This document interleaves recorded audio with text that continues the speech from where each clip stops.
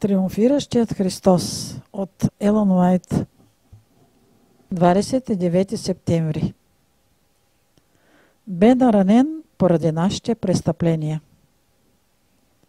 Но той биде наранен поради нашите престъпления. Беше бит поради нашите беззакония. Върху него дойде наказанието, донасящо нашия мир, и с неговите рани ние се изцелихме. Исаия 53 глава, 5 стих. Бог води борба с обитателите на този свят. Сатана е дошъл при тях маскиран като ангел на светлината и под неговото ръководство повечето християни се покланят пред идоли и служат на непознати божества. Човешкото семейство наруши Божия закон и не се подчини на Божията воля.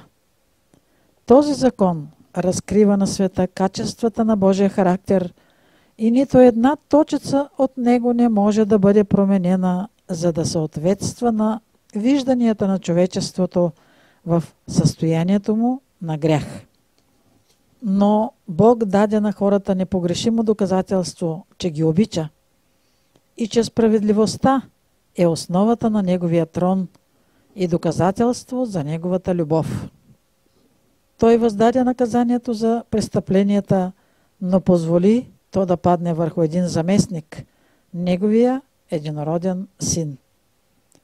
Бог не можеше да премахне своя закон, за да спаси човешкия род, защото това щеше да увековечи греха и да постави целия свят под управлението на Сатана. Но Той толкова възлюби света, че даде своя единороден син, за да може всеки, който вярва в Него, да не загине, но да има вечен живот. В този чуден дар е показана дълбочината на Божията доброта. Той толкова обича грешните хора, че е дал себе си в лицето на своя син, за да могат те да имат още една възможност, още един изпитателен срок, още един шанс да покажат послушанието си.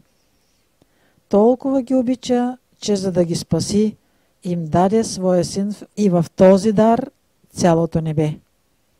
Това беше единственият план, който Бог можеше да промисли.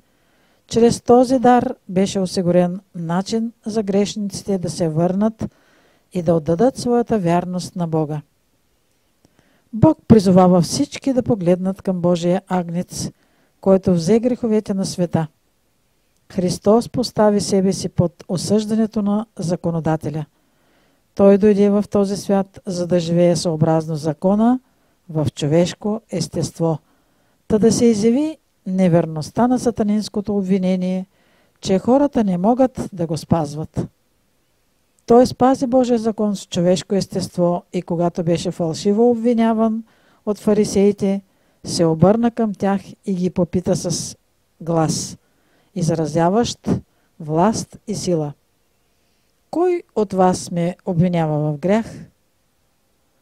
Дойде да разкрие небесната вселена на непадналите светове и на грешните хора, че Бог е осигурил всичко за човечеството и поради вменената им праведност, чрез Христос, всички, които го приемат с вяра, могат да му засвидетелстват своята преданост, спазвайки закона. Когато покайващите се грешници се държат за Христос като техен личен спасител, стават участници в Божието естество. Ръкопис 63, 1897 година.